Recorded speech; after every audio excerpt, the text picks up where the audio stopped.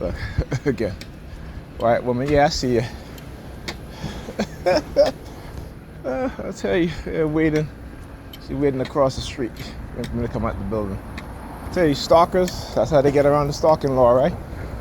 By placing people at locations where I'm going, leaving, right? And because they use different people, you know, you can't.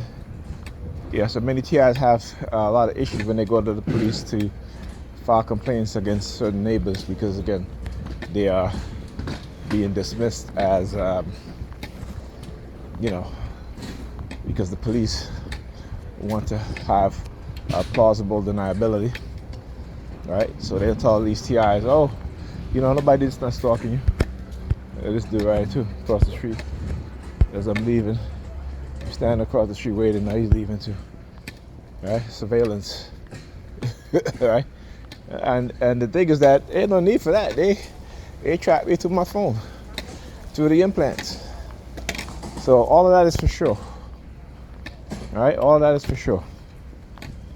But anyhow, I was watching a video of, you had a black police chief, right?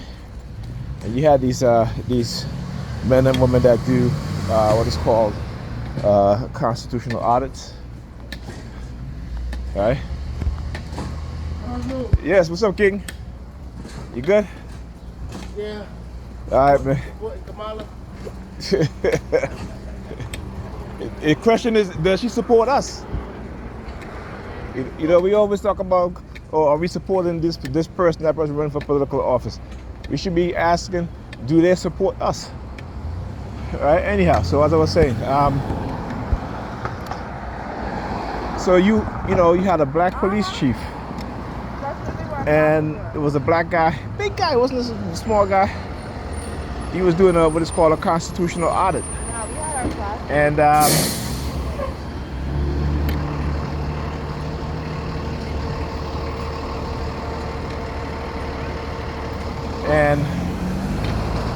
you know, they took him to the police chief took him to the back of the there's an office building, office in the back of the building, and he assaulted this man for 10 minutes. Right? He assaulted this man for 10 minutes, brutally beat him. Okay? And the thing is that you have people working in public office building, government building, and don't know the law. You have police officers that don't know the law. So what does that tell you about law enforcement, or I should say, what does that tell you about Predator Department, police enforcement agencies? Right? Are they training, really truly training the people who they hire and give guns and badges to? Okay?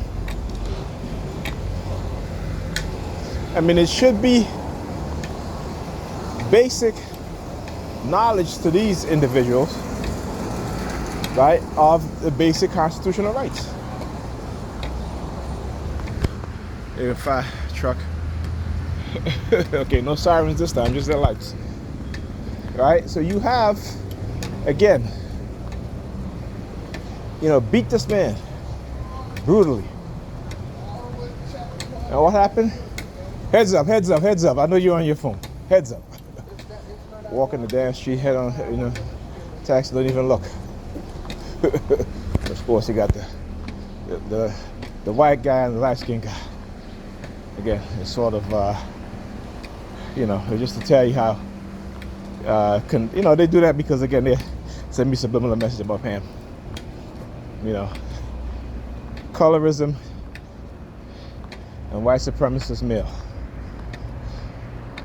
Like I said, when you are pro-black, you love your people, you love yourself, these white people will attack you. If you're married, they'll break up your relationship. Your marriage, you're in a relationship, your relationship. Like how they try to get me to sleep with white women. Right? It's a way of compromising who you are. Right? It's a way of also trying to make you docile and passive because they don't want you loving yourself as they love themselves. They don't want you loving your people as they love white people. They don't want you loving your children as they love their children, right? And the reason why, because when you do that, you become an even greater threat. That means that you're going to do what they would do to protect themselves, each other, their family, and their children. But we don't seem to get that as black people, But that's because we are living and operate under a system of white supremacy, of white racism, and the rejection of who you are, who we are as a people, black, right, of African descent. So this is why, like I said, they understand how to create our personalities in such a way that we don't understand. We just operate on emotions and no logical thinking at all. Just like I said, that's just like that police chief, black police officer. And you beat a brother because he's exercising his First Amendment right. And then they fired him, right? You know what I'm saying? And so now the city is liable. The city is going to be liable for millions of dollars. Well, you know what I'm saying? So they're going to continue to do these things because guess what? It's not coming out of their pocket. They have qualified immunity, or they can resign without any sort of punishment, or being held accountable, and then go get hired by another police department. Like I said, black people, we like to think we're more moral than anybody else. But the way we're conditioned, we lack morality just as how white people lack morality, the vast majority of them. Okay? And they call themselves, or they want to call themselves good Christians or what have you. Always remember, it's the people that love to call them, the religious believers who love to call themselves good Christians, good Muslims, are the ones who will accept atrocities being done to another person. Let me see if this, but still doesn't, still not taking my card. I'm gonna use it. And I used this Metro card last night. It was fine. I used it on the bus. It was fine. Not an issue. Actually, let me try the other one. I tried that one yesterday and it wasn't taking my card. So let's see. Okay, there you go. So, all right. So that one, I can use that one. I'm going to get my receipt. So look at the dude across the street, sticking his fingers in his ears. I don't know what's up with that machine. Oh, you counting his change? Oh yeah, okay. I see your subliminals. Anyhow, but let me tell you something about the fallacy of these so-called behavioral change programs. Right? Again, it's a facade. It's a lie. They weaponize you. They manipulate you. Right? They wage covert psychological warfare and covert warfare against you, and then try to come in and say, well, this person is acting negatively, this person is doing this, this person is doing that, and you don't even understand what has been done to this person. Okay? Now I want you, and again, you got to think logically, right? So let me make some sense to you. Right? We see how, particularly us as black people, particularly today, you see the young black women engaging in certain types of behavior that are negative. No one is addressing that, all right? No one is addressing that at all. Why? Again, because like I said, and what these people don't realize, that they themselves are victims of experimentation, psychological experimentation, social experimentation. Is that those within the U.S. government now understand what they can do to an individual and how they can weaponize that individual and also weaponize the people in the community and outside the community to converge on a target.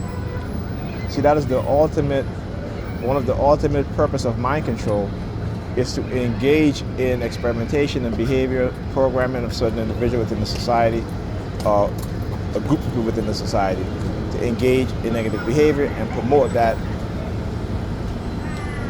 to them and others within their group. Because what you do is what is called operant conditioning, right?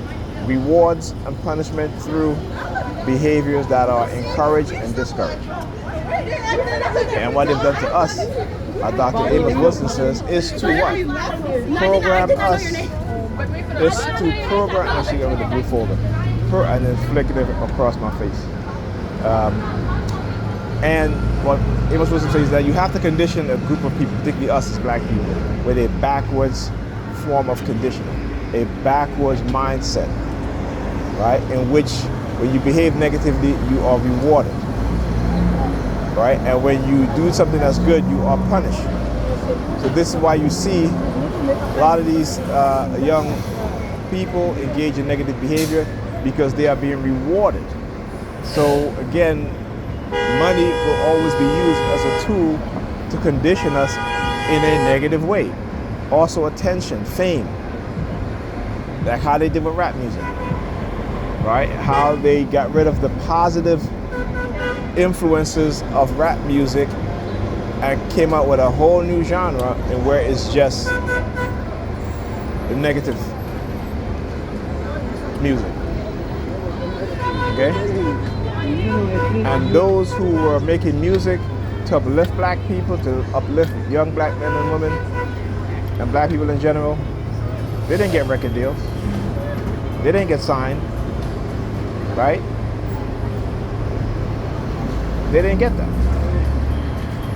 They got pushed further into an underground or a local scene, right? But we don't, like I said, we don't think about it, because now we're the next generation, or the younger generation of young black men and black women who grew up on negative music, right? It has become normal to them in their adult age. But like I said, they will always get Europeans to engage in this sort of behavior, because they understand how to manipulate us. They understand who we are, our personalities, because they created our personalities, right? And they can engage in doing all sorts of things and attack you. No one can come to me and make me hate you because they don't like you, right? What does that say? When they can go to people within your community to engage and target and hate you because, again, and just to cover up their non-consensual experimentation. They know what they're doing. They know what they've been doing and have done. But black people are not educated enough. And when I say educated enough, I mean educated enough to think critically, to understand what's going on. To understand that it can happen to them. It can happen to you, it can happen to your kids, it can happen to your mother, your father, your sister, your brother, your best friend, what have you. Why? Because again, it is when they see young black people who are trying to do things, they have a myriad of ways in which to manipulate them, to destroy them, because they see them as a threat. And it's funny, I would say, we as black people, we don't look at each other with the importance that white people look at their children. When white people look, even their poorest, even poor white people will look at their children and will tell them that you are better than black people. Okay? That even though you might be poor, you have more of an opportunity, right, than the majority of black people, even those that are doing well. Right? So again, when you hear black women, and you only hear black women and black men speak about certain things, they base their anecdotal experience as if it's the norm. And then on top of that, they will tell you, oh, well, we don't, I don't hate, I believe in Jesus and all this stuff, right? But yet you have the white evangelicals come into the black churches, manipulate them against their own best interests. And they love it. Well, at least they believe in God. This is why they can sit in church and a white person can come and young white men come in there, shoot them up, and then they're preaching forgiveness. Do you ever see a black person go into a white church and shoot up a white church? See, we're worried about, our kids being radicalized by people who love black people enough to want to train them, want to educate them, right? We're against that, but we're totally off for young white men and women being radicalized by racist white men and women to carry out acts against us as black people. I mean, do you see the madness? Most black people wouldn't even support their local Black Panther Party. And that was, and including me. I'm not gonna leave myself out of this because my mind wasn't on that. We're not taught to support these groups. And I just posted on Facebook. You have white private army militias who gets billions of dollars in government contracts. Okay? They train other white people, right? They have some of the newest surveillance tech, newest weapons, and they're getting billions and billions of government contracts, white-owned militias. But we won't support our local Black Panther Party, right? Who these people are willing to put their life on the line for us. But like I said, in America, black people, if you're a black person, you love black people, you're searching for the truth, you're speaking the truth. Your worst enemies, I should say some of the worst enemies, are the people that look like you, if you're a black person. They could be in your family, they could be your friends, they could be your community. They literally will pay black people to come into your life so they can deter you from your purpose. Okay? To preach you the gospel and all this bullshit. While the very same people that gave you your religion don't believe it as much as you do. Think about that. Understand that. Okay? Communities, black families, non-existent anymore. And we're okay with that. Right? We are okay with that. We are okay with abandoning our children to fend for themselves. To continue to be miseducated. To continue to be lied to, abused, used. Dr. Amos Wilson said, we are not here as black people to be in the service of other people. We are not here for that. We've never been there. We are here to teach and educate other people. That has always been our role. And we don't even understand that because we don't know our history. Like I said, the only group of people in America that can save America isn't white people. It's not white Americans. It's black people. But we need to wake up first. We need to understand that religion is a tool used to control us and will continue to control us. And until we get back to African spirituality, our children and their children and their children is going to remain at the bottom. We don't care about that, right? Because, we love God and we love Jesus more than we love our own kids. More than we love ourselves. Ridiculous. Anyhow, I'll talk to you guys in the next video.